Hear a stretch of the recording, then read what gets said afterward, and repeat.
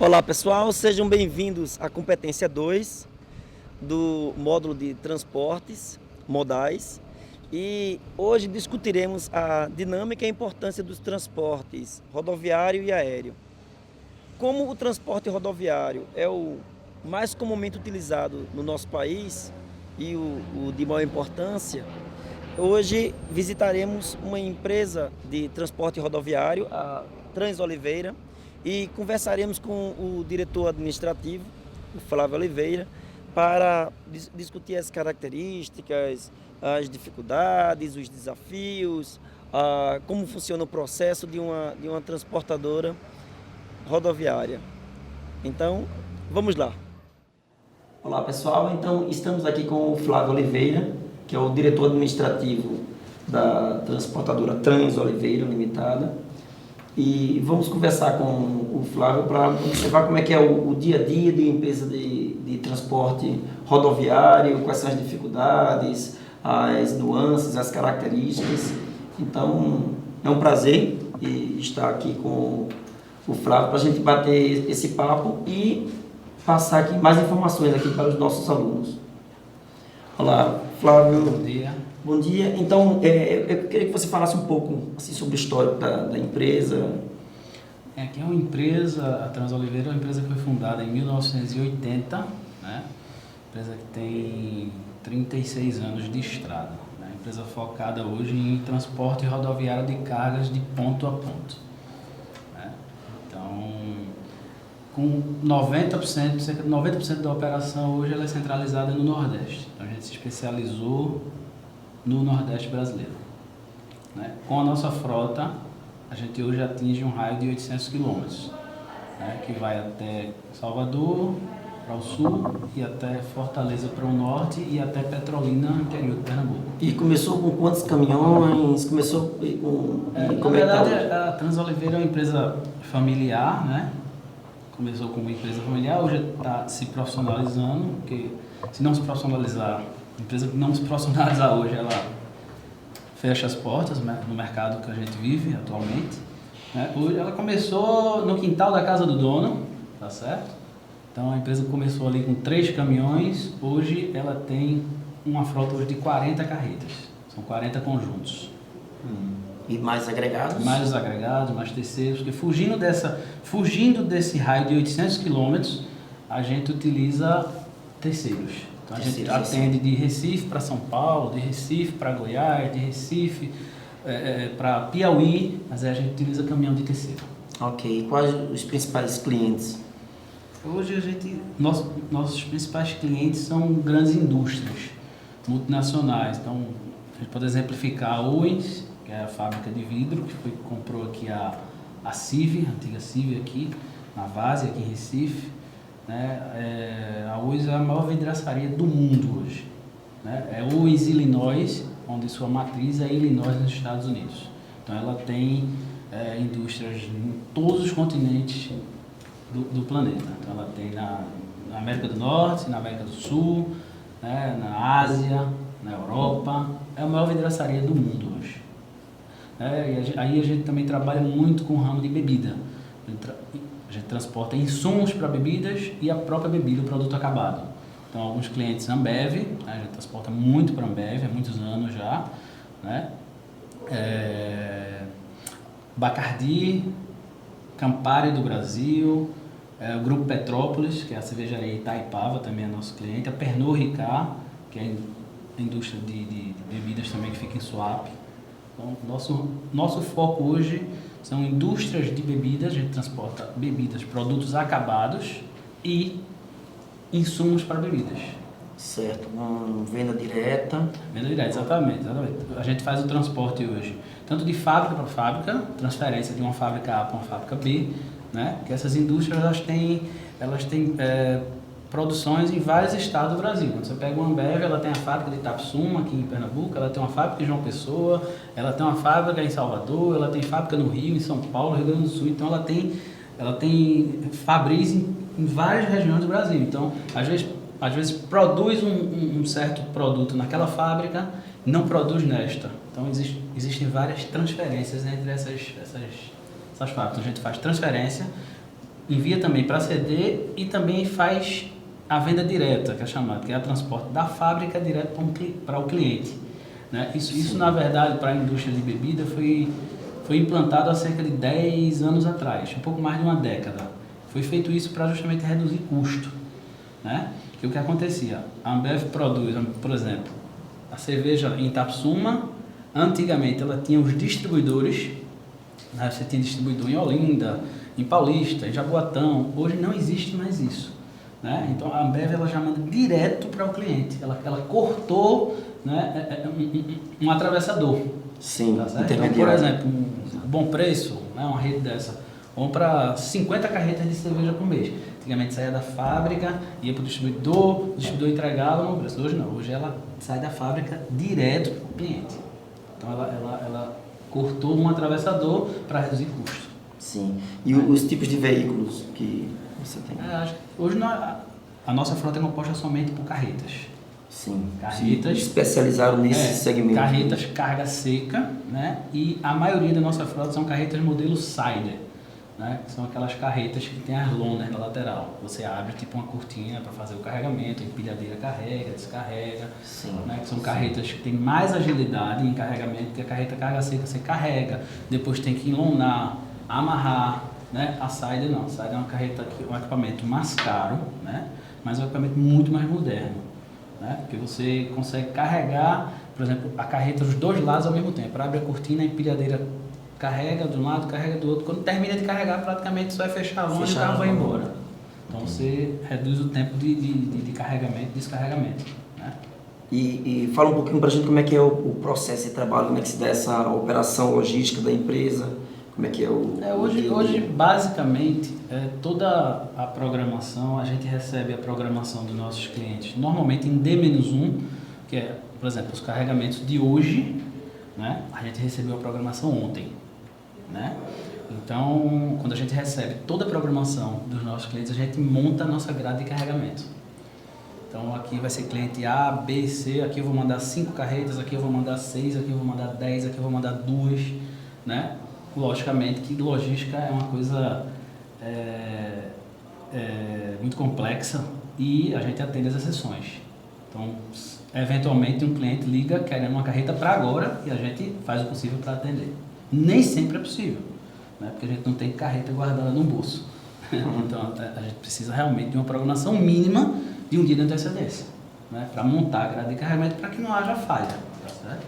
Porque hoje em dia, quando você manda, por exemplo, uma venda direta dessa que a gente conversou agora há pouco, né? Esse cliente, né? A fábrica A para o cliente B,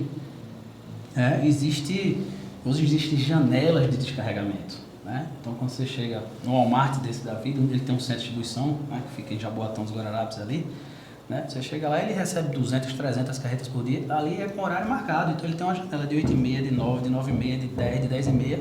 Então, se essa fábrica falhar, ela paga multa. Tá certo? Então, assim... Tudo uma programação. Isso você tem um software também, um software que comanda isso. A gente tem, na verdade, um software que ele é especializado em transporte. Né? É uma empresa de software que montou um software que é exclusivo para a transportadora.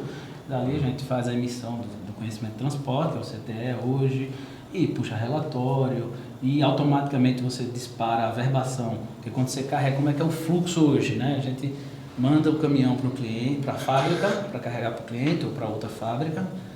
Quando o motorista termina de carregar, ele entra em contato com a empresa, com o nosso operacional, para passar dados da nota fiscal, número da nota, valor, etc. Aí, a partir daí, a gente emite o conhecimento de transporte, né, que é o conhecimento de transporte é o documento fiscal da transportadora, que tem que acompanhar a carga, né, tem que acompanhar a nota fiscal, e a partir daí a gente faz a verbação do seguro.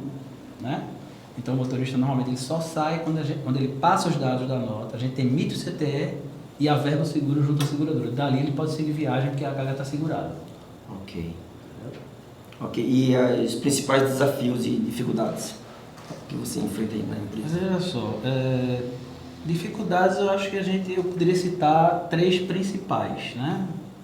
Um é a falta de estrutura do Brasil hoje, né? Estradas, portos, aeroportos, né? Estradas esburacadas, né? Pedágios, custo com pedágio, tá certo? É o famoso custo Brasil, né? E quando a gente sai e vê em outro país, a gente vê outra realidade de infraestrutura, né?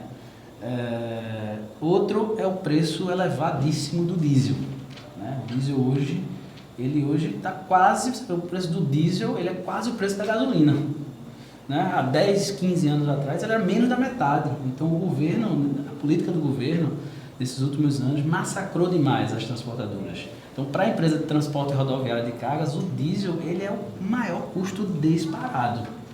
Então, hoje aqui, a gente, por exemplo, gasta de diesel cerca de 15 a 20% do faturamento bruto da empresa é gastado com óleo diesel hoje.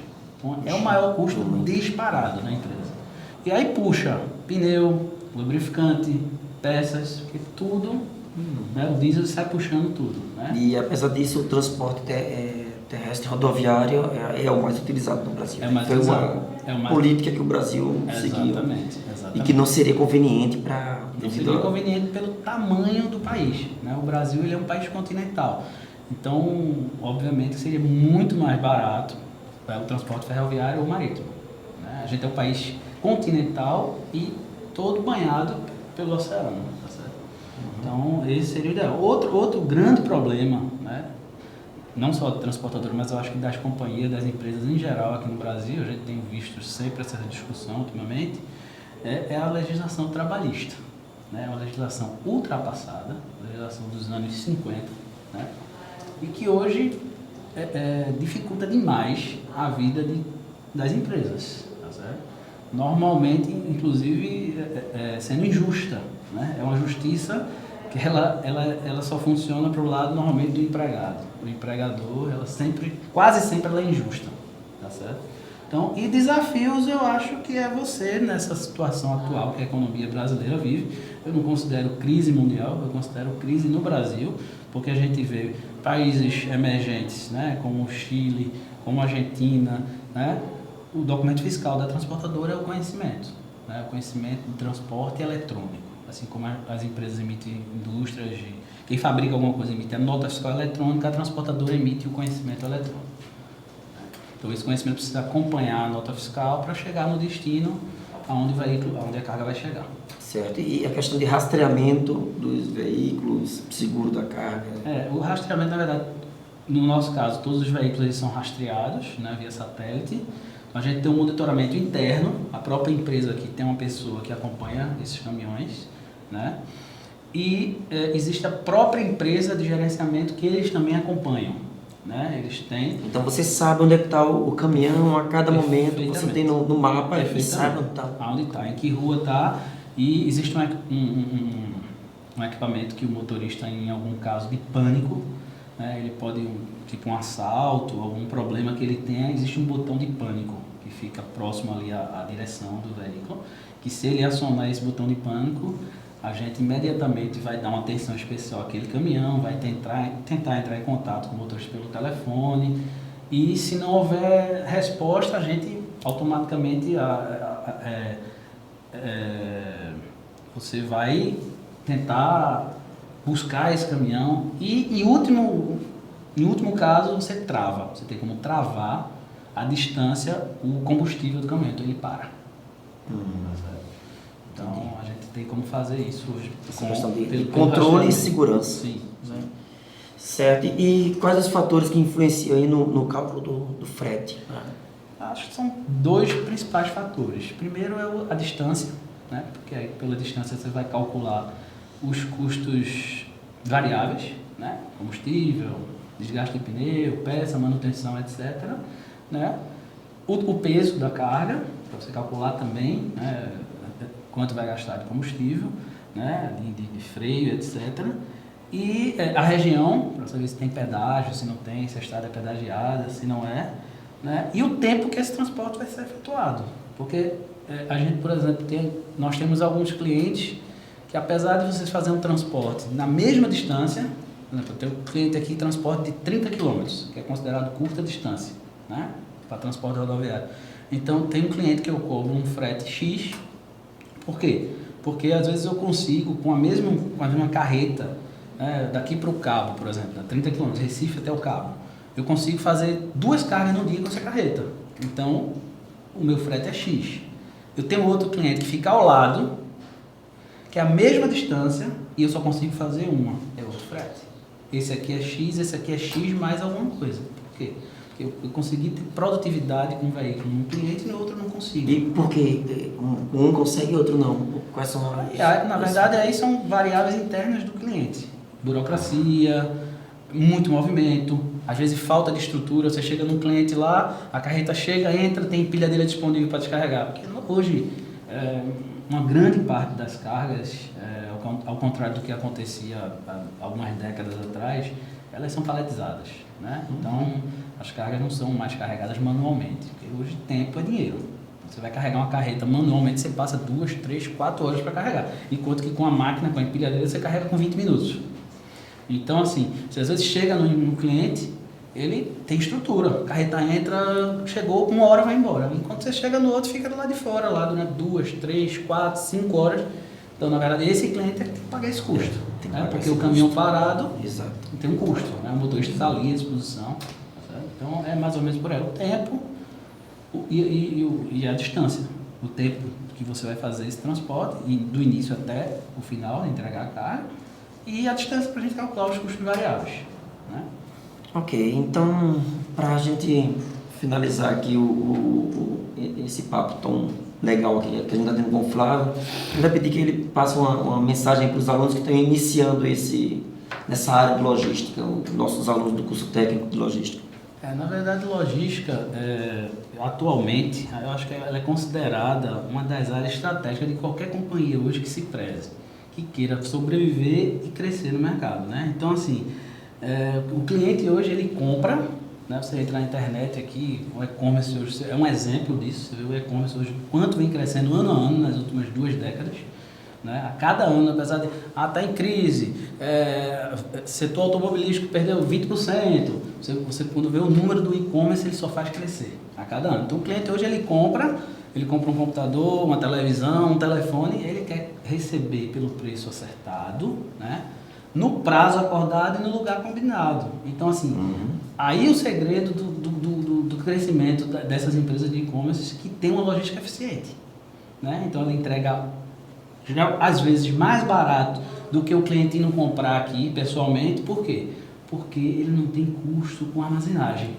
Tá certo? Então, esse cliente, você compra aqui um celular, vem de São Paulo para Recife. O cara bota no Sedex e em outra transportadora te entrega em casa. Vai pagar o frete mais caro, mas ele não tem um custo aqui de ter um galpão aqui na região Nordeste, por exemplo, aqui em Recife, para poder entregar aqui mais rápido. Então, ele consegue entregar à distância e consegue mais barato porque ele não tem um custo de armazenagem, né? Então, assim,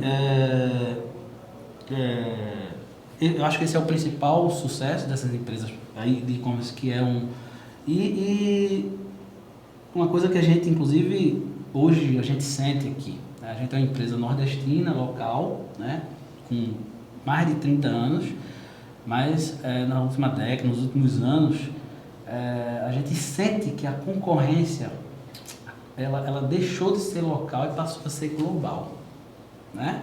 Então hoje eu não estou concorrendo mais, a Transoliveira ela não está concorrendo mais com a empresa ABC daqui, de Recife, de Olinda, de Jaboatão, não somente com essas empresas.